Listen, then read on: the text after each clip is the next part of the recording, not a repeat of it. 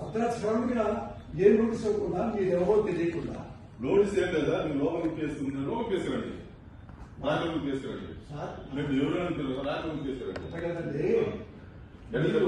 notice పంపిస్తే నేను హాస్పిటల్కి వెళ్ళి ట్రీట్మెంట్ చేసుకొని మీకు వస్తా అంతే సార్ మేము అరెస్ట్ చేస్తాం సార్ మీరు కోఆపరేట్ చేయండి లేదంటే మీరు కంప్లైంట్ చేయాల్సి వస్తుంది అంతే మా డ్యూటీకి ఒకటి వినండి సార్ ఆపరేషన్ మా కోఆపరేషన్ చేయండి మీరు పేషెంట్ కూడా ఆపరేషన్ చేయాలా పేషెంట్ కొన్ని వీడియో తీస్తున్నారండి మేము చూస్తున్నాం మీరు రండి మా ఇల్లు కూర్చోండి తీసుకుని రండి ప్లీజ్ కోఆపరేట్ చేయండి పోలీసు మీ ఇంటి కదా కేసు ఉంటే ఎవరింటికైనా ఎక్కడైనా జమ్మూ కాశ్మీర్ టు ఇండియాలో ఎక్కడైనా మేము అరెస్ట్ చేసే అధికారం మాకు ఉంది మేము ప్లీజ్ చెప్పేది రండి పోలీసు